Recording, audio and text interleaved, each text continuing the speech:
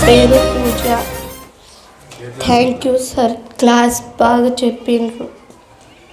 ఇంకోసారి రావాలని కోరుకుంటున్నాను sir. Thank you. Kumar sir గారికి మన పాఠశాల తరపున ధన్యవాదములు ధన్యవాదములు ధన్యవాదములు. మరోసారి సార్ గారికి కృతజ్ఞతలు కృతజ్ఞతలు కృతజ్ఞతలు సార్. చాలా అద్భుతం సార్ మీ ఉపన్యాసం. అయితే మా పిల్లల్లో మేము దాదాపుగా ప్రతి సంవత్సరం గురు పూజ దినోత్సవం రోజున ఇప్పుడు చెప్పినటువంటి విషయాలన్నీ ప్రతి ఒక్కరికి తెలియజేస్తాం. వారు సమావేశం లోపల కూడా మాట్లాడగలుగుతారు. అదేవిధంగా 10వ తరగతి పాఠశాల లోపల ముగించుకొని వెళ్ళిన తర్వాత కూడా చివరి రోజున మీటింగ్ పెట్టి వాళ్ళకు కూడా ఇట్లాంటి విషయాలు చెప్తాం. కానీ వాళ్ళకి అవ్వట్లేదు. నేను అనుకుంటా ఈరోజు ఖచ్చితంగా వంట బట్టినే అనుకుంటా సార్ గారు చెప్పినటువంటి విషయాలని చెప్పి నేను భావిస్తున్నా. మన లోపల చొచ్చుకుపోయినాయి సార్ గారి విషయాలని నేను అనుకుంటున్నా.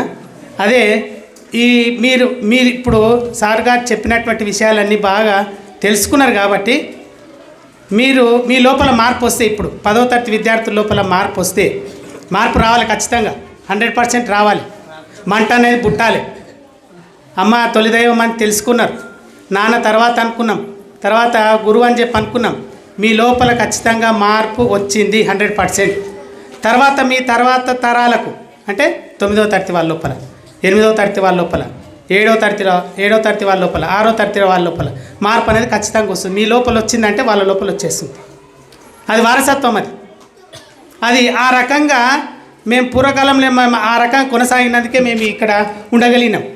మన హెచ్ఎం సార్ గారు కానీ, అక్కడ మన ఉపాధ్యాయులు కానీ, ప్రాథమిక పాఠశాల ఉపాధ్యాయులు కానీ అందరము ఈ సార్ గారు చెప్పినటువంటి పద్ధతులన్నీ పాటించినందుకే మేము ఈరోజు మీ ముందు నిలబడగానే, లేకపోతే నిలబడేటువంటి వాళ్ళము కానేగామండి. నిజంగా ఖచ్చితంగా నిలబడే వాళ్ళం. మీ లోపల ఒకటేంటంటే మీ లోపల లోపించింది. నేను ఈ పాఠశాలకు వచ్చినప్పటి నుంచి చెప్తున్నా, పరీక్షలప్పుడు నిద్ర లేవాలి, పొద్దున లేవాలి, చదవాలి, పద్యం నోటికి పట్టాలి, సారాంశం నోటికి పట్టాలి, ఉదయం లేచి అలవాటు నేర్చుకోవాలి. పరీక్షలు వచ్చినాయంటే పాఠశాల ప్రాంగణం లోపల చదువుతూ కూర్చోవాలి, పరీక్ష ప్రారంభమైనాకనే తరగతి గదిలోకి రావాలి. ఈ అలవాటు ఉండాలని చెప్తూనే ఉన్నాం. లేదు, మన లోపల రాలే. ఇప్పుడైనా మారుతారని చెప్పి కోరుకుంటూ చిన్న విషయాన్ని మీకు సందేశాన్ని అందిస్తూ సార్ గారికి మరొకసారి ధన్యవాదములు ధన్యవాదములు ధన్యవాదాలు. కృతజ్ఞతలు కృతజ్ఞతలు కృతజ్ఞతలు. పాఠశాల ప్రధానోపాధ్యాయుల గారి ఆధ్వర్యం లోపల మన సేవక్ సార్ గారు మన విద్యార్థులను ఉద్దేశించి చాలా అద్భుతమైనటువంటి ప్రసంగాన్ని ఇవ్వడం, అందులో ప్రతి అంశం కూడా సార్ చెప్పినటువంటివి ప్రతి మాట ఆయన చేస్తున్నటువంటి విధానం అంతా కూడా ప్రతి విద్యార్థుల మనసులోకి వెళ్ళిపోయింది. వాస్తవానికి ఇట్లాంటి విషయాలు మేము రోజు చెప్తున్నప్పటికీ కూడా ఎట్లుంటే సార్ వాళ్ళు రోజు ఇదే చెప్తారులే అనేటటువంటి ఒక ధోరణి పిల్లల లోపల ఉండింది. మరి ఇంతకుముందు చెప్పినట్టుగా సారు శ్రీకృష్ణ సార్, నేను కూడా అప్పుడప్పుడు యూట్యూబ్లో ప్రోగ్రామ్స్ నేను కూడా చూస్తుంటాను సార్. నేను అయితే సాక్షాత్తు శ్రీకృష్ణుడే మన దగ్గరికి సేవక సార్ని ఒక అర్జునుడిలాగా పంపించిండు అన్నట్టు. ఎందుకంటే ఆయన చెప్తున్నటువంటి మాట అర్జునుడు వేసినటువంటి బాణాలు ఎంత చక్కగా మరి విజయానికి నాంది పలికిందో ఆ విధంగా ప్రతి మాట కూడా ఒక అర్జునుడి బాణంలాగా విద్యార్థుల లోపల చూసుకొని పోయింది. చాలా సంతోషము. ఇట్లాంటి మోటివేషనల్ క్లాసెస్ అప్పుడప్పుడు కనీసం సంవత్సరంలో ఒక 2 సార్లైనా అవకాశం అంటే మరి మిమ్మల్ని పిలిపించడానికి మేము సిద్ధంగా ఉన్నాం సార్. ఎందుకంటే మాకు కావాల్సింది విద్యార్థుల యొక్క భవిత. ఎందుకంటే వాళ్ళు మంచిగా ప్రయోజకులు కావాలి, రేపు సమాజానికి ఒక మంచి స్ఫూర్తినివ్వాలి.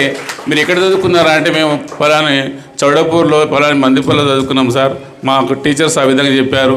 మాకు ఒక మంచి పేరు తీసుకురావాలని చెప్పి, వాళ్ళ తల్లిదండ్రులకు ఒక మంచి పేరు తీసుకురావాలని చెప్పి ఒక మంచి మెసేజ్ మాకు రావాలని మా విద్యార్థుల నుంచి మేము కోరుకుంటాం. అదే మాకు కావాల్సింది. కాబట్టి మరి అట్లా ఆ విధంగా మనం ముందుకెళ్ళాలి.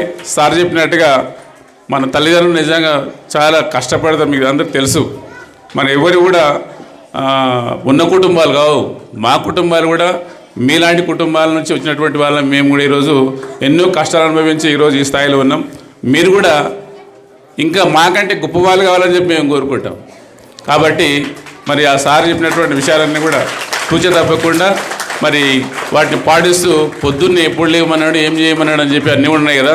సార్ చెప్పినటువంటి భగవద్గీత శ్లోకం ఏదైతుందో అందరూ ఖచ్చితంగా నేర్చుకోవాలి కదా. అన్నీ అంటే మనకు భగవద్గీత అనేటటువంటిది ఒక మార్గదర్శకం అన్నాడు. చాలా విషయాలు ఉన్నాయి భగవద్గీతలో, కానీ మనం పఠించం, చదవం. కాబట్టి కనీసం ఆ ఒక్క శ్లోకమైనా తెలుసుకొని చదువుకొని మరి అందరు కూడా మరి ఒక మంచి ఉన్నతమైనటువంటి స్థితిలో ఉండాలని చెప్పి కోరుకుంటూ నాకు ఈ అవకాశం ఇచ్చినటువంటి ప్రధానోపాధ్యాయులు గారికి ధన్యవాదాలు తెలుపుకుంటూ ముగిస్తూ ఉన్నాను.